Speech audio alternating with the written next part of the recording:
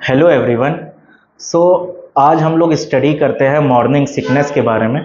और morning sickness में जो इंडिकेटेड रेमेडी हैं, कॉमनली इंडिकेटेड रेमेडीज़ हैं, उनको स्टडी करते हैं और कौन कौन सी रेमेडीज़ हैं जो पेशेंट ले सकता है अगर सिम्टम्स एग्री करते हैं तो सबसे पहली रेमेडी जो मॉर्निंग सिकनेस में इंडिकेट होगी, symphoricarpus racemosa.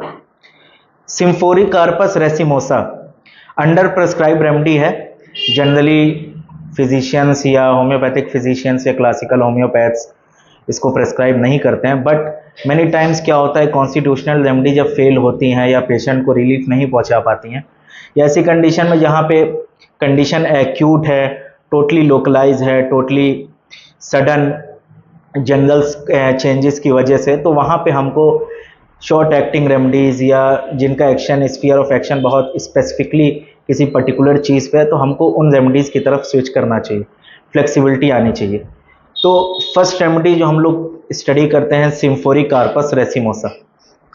Symphoricarpus racemosa का इंडिकेशन ये है कि अगर कोई लेडी है, उसको मॉर्निंग सिकनेस है और मॉर्निंग सिकनेस में परसिस्टेंट वॉमिटिंग, मतलब लेडी को लगातार वॉमिटिंग हो रही है, वॉमिटिंग किसी भी तरीके से कंट्रोल नहीं हो रही, वो एंटी एमेटिक भी ले रही है, एलोपैथिक मेडिसिन्स भी ले रही है और होम्योपैथिक भी मेडिसिन्स ले रही है, बट कोई भी आराम नहीं मिल रहा, परसिस्टेंट वॉमिटिंग हो रही, लगातार वॉमिटिंग हो रही। पहली चीज़, vomiting with lot of retching, मतलब पेशेंट को इतनी रैचिंग हो रही है कि पेशेंट ये कह रहा है कि कभी कभी तो ब्लीडिंग भी हो जाती है, ऐसा लगता है ब्लीडिंग हो जाएगी, हेमाटोमेसिस हो जाएगा, ब्लडी वॉमिटिंग हो जाएगी, इतना ज़्यादा severe retching, as if something is coming out, सब कुछ बाहर आ जाएगा। और पेशेंट ये कहेगा कि वॉमिटिंग में जो मेरे है आराम मिलता है जब हम लेट जाते हैं। तो profuse vomiting, constant vomiting with lot of retching, pulling out sensation with fear of haematemesis और haematemesis with combination of amelioration from lying down of vomiting, ये क्लिनिकल इंडिकेशन है सिम्फोरी कार्पस रेसिमोसा का। और ऐसी condition में वो जो lady है ये रेमेडी ले सकती है। Next remedy, lac defloratum. Lac defloratum कब इंडिकेट होगी? जब कोई लेडी है, उसको मॉर्निंग सिकनेस है और लेडी का कहना है कि मॉर्निंग सिकनेस के साथ साथ बहुत ज़्यादा वर्टाइगो है, बहुत सीवियर वर्टाइगो है, uncontrolled vertigo with temporal headaches, vertigo with temporal headaches with morning sickness and obstinate constipation not ameliorated by purgatives. मतलब लेडी ये कह रही है कि हम परगेटिव्स भी ले रहे हैं और जो लैक्सेटिव्स होते हैं ये भी ले रहे हैं, उसके बावजूद भी मेरा स्टूल क्लियर नहीं हो रहा। तो ऐसी कंडीशन में वो जो लेडी रेमेडी ले सकती, lac defloratum, 30 potency. 30 potency is best choice for lac defloratum. Next remedy would be lactic acid.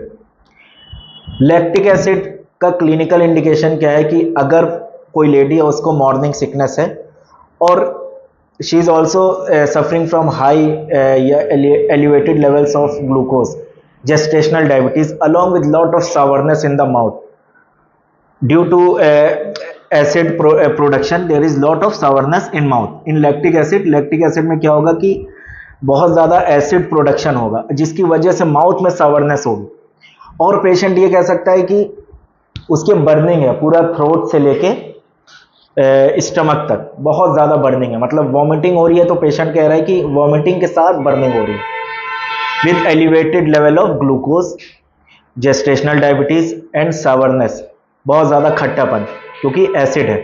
तो ये इंडिकेशन हो जाएगा लैक्टिक एसिड का। एक और चीज़ मिल सकती है लैक्टिक एसिड में, pain in joints along with nausea और वॉमिटिंग। तो ऐसी कंडीशन में वो particular lady lactic acid, best result in 6 CH potency once daily और एटलीस्ट फॉर 2 वीक्स। तो लैक्टिक एसिड ये हो जाएगी। Next remedy, podophyllum. Podophyllum generally morning sickness में इंडिकेट नहीं होती है, बट या रेयरली यूज होती है। बट पोडोफाइलम का इंडिकेशन क्या है कि अगर मॉर्निंग सिकनेस है और साथ में पेशेंट को पेल्विक कंजेशन है, पेशेंट ये कह रहा है कि पेरिनियम रीजन में, पेल्विक रीजन में उसके बर्निंग हो रही है, हीट फील हो रही है, फ्लैशेज ऑफ हीट फील हो रही है, कंजेशन है, तो इस कंडीशन में वो जो लेडी रेमेडी ले सकती है पोडोफाइलम 30 पोटेंसी में। नेक्स्ट रेमेडी है एपिकॉक।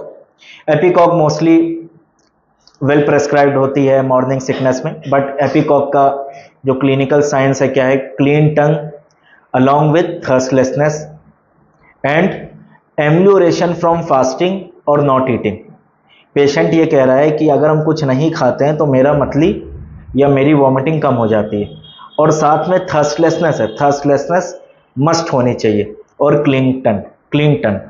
ये किसका इंडिकेशन है, एपिकॉक 30 पोटेंसी में इन फ्रीक्वेंट डोजेस, और 1 वीक के लिए पेशेंट ये ले सकता है। Next remedy एपोमॉर्फिनम।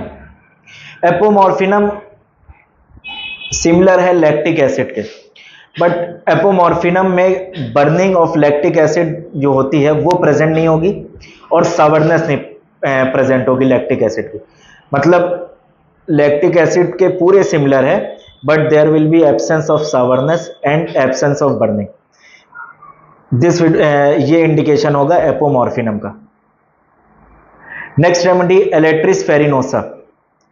एलेट्रिस फेरिनोसा में अगर लेडी ये कह रही है कि उसको मॉर्निंग सिकनेस और मॉर्निंग सिकनेस के साथ बहुत ज़्यादा फाइब्रोमाइल्जिया है, lot of pain, muscular pain, muscles pain, lot of fibromyalgia, बहुत ज़्यादा मस्कुलर पेन है, अलॉन्ग विथ लेडी ये कह रही है कि रेक्टम में मेरे एक्टिविटी नहीं है, मतलब स्टूल तो ऐसा लग रहा है बट हम एक्सपेल नहीं कर पा रहे हैं, कॉन्स्टिपेशन बहुत ज़्यादा है, लाइक डिफ्लोरेटम में भी कॉन्स्टिपेशन बहुत ज़्यादा था, बट डिफ्लोरेटम में, लेग डिफ्लोरेटम में हेडेक का इशू था, यहाँ पे मस्कुलर पेन का, रूमेटिक पेन्स होंगे। तो ये इंडिकेशन है एलेट्रिस फेरिनोसा का। नेक्स्ट रेमेडी होगी एमिगडालस। एमिगडालस का इंडिकेशन क्या है कि क्लिनिकल इंडिकेशन इसका है कि pointed sharp tongue with red edges, red boundaries. Tongue की जो बाउंड्रीज होंगी वो रेड होंगी और पॉइंटेड और शार्प होगी। इसके साथ अगर मॉर्निंग सिकनेस है तो जो रेमेडी लेडी ले सकती है एमिगडालस। नेक्स्ट रेमेडी है थायरॉयडिनम।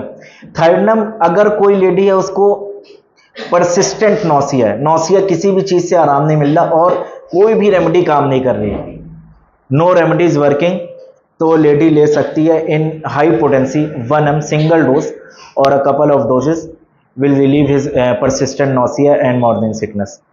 तो ये कुछ रेमेडीज थी मॉर्निंग सिकनेस के लिए नौसिया ऑफ प्रेगनेंसी में, और उनके इंडिकेशंस थे, उनके इंडिकेटेड रेमेडीज थी।